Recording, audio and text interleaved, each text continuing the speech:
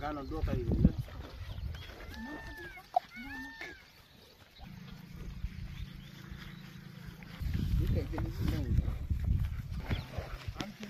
મને લેજો હવે આ ગાને હમણાં સુથી આગળ અડધી કલાક થઈ જતી બરોબર અમે ચા પાણી પીવા બેઠા ને ત્યાં અહીંથી સિંહણ આવી આપણા ધાપેથી અહીંયા અમે કામ કરીએ એટલે ધાપો ખુલ્લો રાખ્યો છે આપણે હવે સીધે સીધી ગાને પકડી લીધી હવે આ જનાવરો બહુ હેરાન કરે છે ભાઈ રોજ હવે આવે છે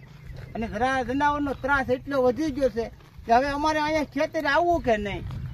મોટી તકલીફ છે તો આ માલને સૂથી નાખ્યું હવે આમાં માણસને અમને કઈ સૂથી નાખે આનું કઈ નક્કી નહીં હજી ચા પીવા બેઠા એટલી વારમાં તો અહીંયા સિંહણે સીધી સામેથી ડોટ મૂકી અને અહીંયા સીધી પકડી અમે ત્યાં આકલા માર્યા ત્યાં ભેહું દોડીને એટલે ગાને ડોકું પકડી લીધું અને ભેહું દોડીને અમે આકલા કર્યા ને એટલે સીધી મૂકી દીધી અત્યારે તમે જુઓ છો આપણે આ ગાને ડોક અત્યારે ઉપાડી લીધી છે હા આખી આ ડોક આખી ઉપાડી લીધી છે જુઓ અત્યારે ગાને હા અત્યારે એટલે આજ ઓછાના મેં 5-7 દિવસથી બહુ હેરાન કરે છે હજી 2 દી પહેલા ત્યાં મેળે આવી ગઈ આ ઓલો સામો દેખાય એ મેળો છે અને આ અમારું ખેતર છે દસ્તાવેજ વાળું માલિકીનું હા અહીંયા અમારે રાત દિવસ કામ ધંધો કરવાનો રાતે વાહુ આવવાનું અને ક્યારેક છોકરા ભાત દેવા આવે તો એને અહીંયા માનો રસ્તો એટલે અહીંયા કેળો છે આ વાઈડની પાસે કેળેથી આવે અહીંયા બેઠી હોય હવે આમાં એક ધારા ફફડજી છે ઘરે દીપડો આવે છે બોલો ઘરે છોકરા ફફડે બાયું નહીં અહીંયા અમે હું આવી તો અમે ફફડીએ અહીંયા એટલે અમારા બાજુમાં આપણે ભવાનભાઈ ભરવાડની ત્યાં બકરાને સૂથી નાખ્યું મારા ફળિયામાં થઈને દીપડો ગયો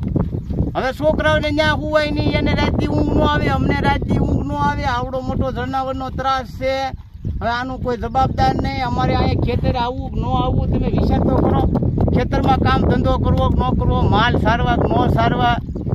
હવે પમદી ઓલેદી થાય છોકરો ગાડી લઈને જતો તો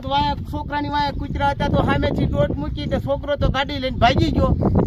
મારો છોકરો તો ભાગી ગયો કે કૂતરાની વાંહે દોડ્યા એ કૂતરાની વાંહે દોડી કૂતરાની વાંહે ગયો વાંધો ન આવ્યો કે છોકરાને પકડી લે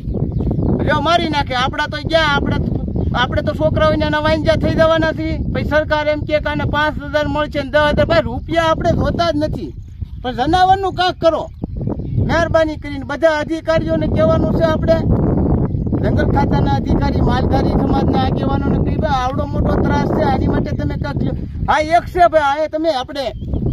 આ જે બીડ છે બીડને જાળી મારી દો કાં દિવાલ બનાવી દો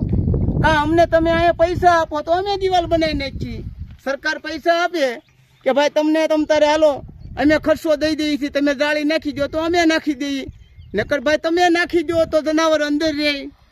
અમે અહીંયા શાંતિથી કામ કરીએ છીએ આમાં અમારે કેમ રહેવું આવી અમારી વિનંતી છે ભાઈ કારણ કે અમે અહીંયા ખૂબ હેરાન થઈએ છીએ આ જનાવરોથી એટલે મહેરબાની કરીને તમે એટલું કરાવી દો બધા સાહેબોને કહી બરોબર હા જય માતાજી જય વડવાળા